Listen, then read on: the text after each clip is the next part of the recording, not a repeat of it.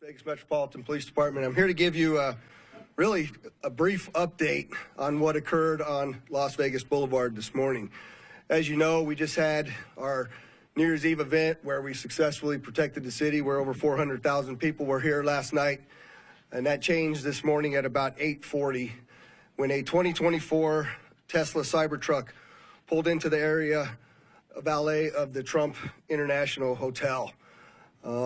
Very quickly thereafter that, the driver, who was the sole occupant of the truck, we saw what looked like maybe some sort of smoke, and then the truck exploded. Smoke was coming from inside of the truck after we noticed the flash and the explosion, and I'm going to show you that first video. That's the Cybertruck parked right in front of the doors.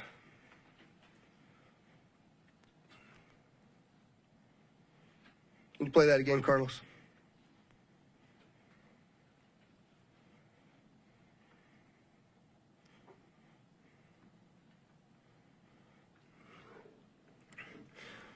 So the individual that was in that truck is obviously deceased, still in the truck as we speak here today.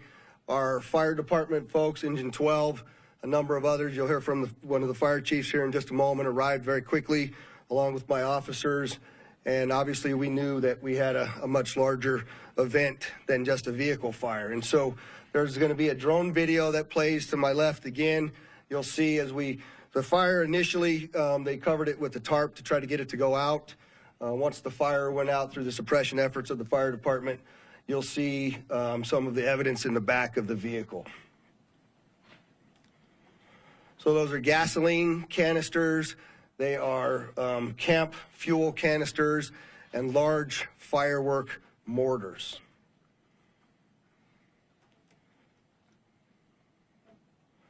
What I also would like you to pay attention to on that video, as you see that, it looks like the exterior of that truck is completely intact as it sits there. The fact that this was a Cybertruck really limited the damage that occurred inside of the valet, because it had most of the blast go up through the truck and out. In fact, if you look on that video, you'll see that the front glass doors at the Trump Hotel were not even broken by that blast, which they were parked directly in front of. You can see that in the video there.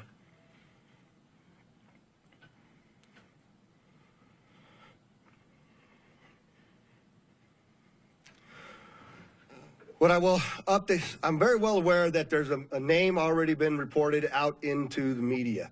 I am not going to confirm any names to you as I sit here today, because I cannot do that with 100% certainty of who the individual is.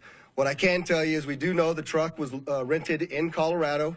We were able to trace that truck through the Tesla charging stations, and it arrived here in Las Vegas this morning at about 7:30 and went up and down Las Vegas Boulevard before immediately pulling into the Trump Towers. Unfortunately, there were 7 people that reported injuries during this incident. All of them still remain as minor injuries and were treated at UMC. I would like to thank the Resorts World, because as you know, we had to close down the Trump and evacuate it, as well as the Fashion Show Mall. And the Resorts World was very gracious in taking those hundreds of individuals in over there, housing them and feeding them prior to us being able to completely clear the hotel. The hotel and Fashion Show are back open for business. The Trump will remain closed as we continue this lengthy investigation as we move forward. I'm going to yield now to Chief Billy Samuels, but I'd like you to also recognize all of our exceptional elected officials that have come to support the police and the fire department and this community in remaining safe. There is no further threat to the community as I sit here today. And I just want to make sure that our community understands we believe this to be an isolated incident, and it is now over as far as the danger. So, Billy?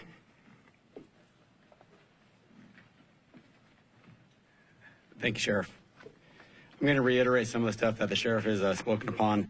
Engine 12 did arrive within 4 minutes of dispatch, did extinguish the fire with assistance from the sprinkler systems, and along with that electric vehicle blanket that we use on those operations.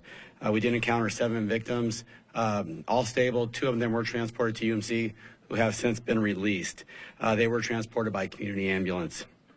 A total of 13 units from Clark County Fire with 26 personnel, and then 4 units and 17 personnel from Las Vegas Fire and Rescue assisted with this operation. We always do appreciate the support that we get from our hotel partners, as the sheriff was mentioning with Resorts World. RTC did lend us 10 buses so we can refuge the people that were evacuated from the Trump Tower. Community ambulance for their transportation for us, Las Vegas Fire and Rescue, and Nevada Division of Emergency Management. And we do appreciate their support, so we can't do that without them. And like the sheriff said, last night was a huge success, but we are prepared for whatever comes our way. So thank you for that. And I will turn this over to Special Agent in Charge, Jeremy Schwartz. Good afternoon. My name is Jeremy Schwartz. I'm currently the Acting Special Agent in Charge for the FBI here in Las Vegas. The FBI is currently conducting an investigation on a vehicle explosion, as the sheriff had just shown you a little bit ago. That's being conducted through our JTTF, which is a Joint Terrorism Task Force. I want to make sure everybody understands that the task force is comprised of law enforcement officials from the entire valley here. We're not doing anything alone, and we wouldn't do anything alone without our partners making sure that we're all in lockstep. We've learned from mistakes in the past, and we're not going to do that again. We have a great relationship with our law enforcement partners, and we're going to continue to do so. As of right now, our number one goal is to ensure that we have the proper identification of the subject involved in this incident. Following that, our second objective is to determine whether this was an act of terrorism or not. I know everybody's interested in that word and trying to see if we can say, hey, this is a terrorist attack. That is our goal, and that's what we're trying to do. We have a ton of resources dedicated to this right now, and again, we're doing it with our partners. We're doing it together, jointly, and we'll continue to do so until we figure out exactly what's going on. I think most importantly, as the sheriff already mentioned, we believe this is an isolated incident. We do not believe that there's a bunch of folks out there supporting this or helping this, and we don't believe that there's any other danger to the community right now. But again, over the next few hours and days, we will continue to do our best to research that as much as we can and get to the bottom of this, and we won't stop until we're 100% certain as to what happened and why. Thank you. So I just want to clarify again so that I don't get these questions. We do know who rented the truck. We are looking at that individual, but I am not prepared to release the name of any of the individuals that we are looking at least until next of kin is notified and we have a 100% identification. So with that, I'll take any questions you might have. I can't see. Hi, Dana. Do you think it's a coincidence that there were these kinds of incidents on the same day, basically, in two tourism capitals? Do I think it's a coincidence? I don't know, but what I can tell you is we're absolutely investigating any connectivity to what happened in New Orleans, as well as other attacks that have been occurring around the world. We're not ruling anything out yet, Dana.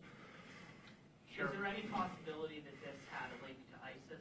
There have been suggestions that the New Orleans attack might have. Yeah, so the question is there any links to ISIS? And I will tell you that we don't have any indication of that here in Las Vegas, no overt ISIS flag as was seen in New Orleans. But again, we are investigating every aspect of this, and if that comes to light, we'll certainly update you. I'm sorry, sir. What was the time between the truck's arrival and the explosion? About 1 hour was the amount of time between the arrival of the truck here in Las Vegas, or at least our first notification of the arrival and the explosion that occurred at the tower. How long was it in the porte-cochere before the explosion? It was only there for about, it was sitting in the porte-cochere for about 15 seconds before it exploded.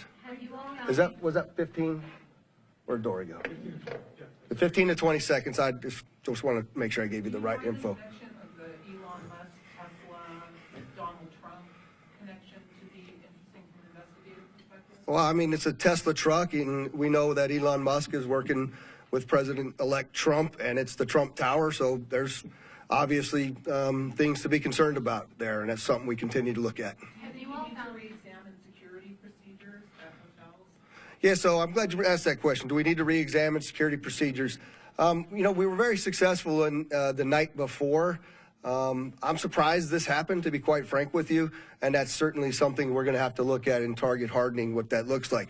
But to your question, Dana, I did forget to mention that I have authorized what we call an ABX roster to continue for the next 2 days, which is my New Year's Eve staffing plan of over 1,000 officers, both in our community neighborhoods as well as on the Strip and downtown, in partnership with all of the other law enforcement agencies. City of Las Vegas marshals, North Las Vegas, Henderson, just to ensure that even if we had a copycat or somebody else wanted to go up and conduct an attack, that we have the appropriate and available resources to handle it. Have you all found any devices inside the Cybertruck that could have been used to set off those explosives?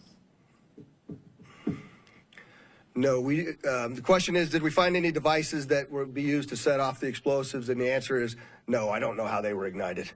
Clearly, with what you see in there, something set them off, but I don't know what it was yet. We haven't been able to process the vehicle yet. Has LVMPD been in contact with Tesla Code to get analytics from the vehicle cameras? Yes, actually, I have to thank Elon Musk specifically.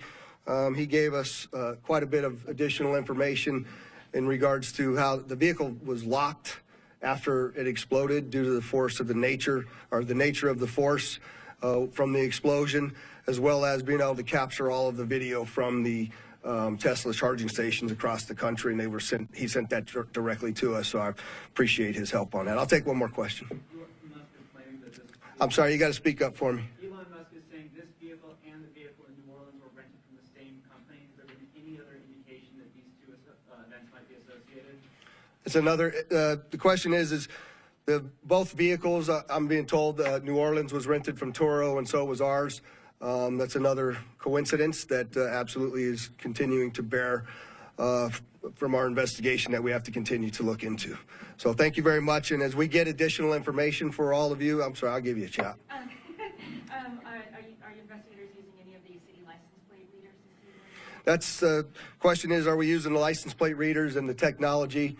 Well, one, you see the drone flight through the vehicle because it was unsafe to get there, so that we're using that technology. Thankful to have it, as well as the first indication of that vehicle arriving here in Las Vegas came from a license plate reader. So technology has been very useful to us in resolving this. And again, I'll commit to come back to you all when we have confirmation of the suspect's name, who they are, what their background is. We will get that information back out to you. We'll call another press conference and provide it. And I'd just like to, again, thank the mayor, the commissioners, the other law enforcement leaders, and, of course, our attorney general for showing up and supporting us in this event. It's been a statewide effort, and I appreciate it. Thank you.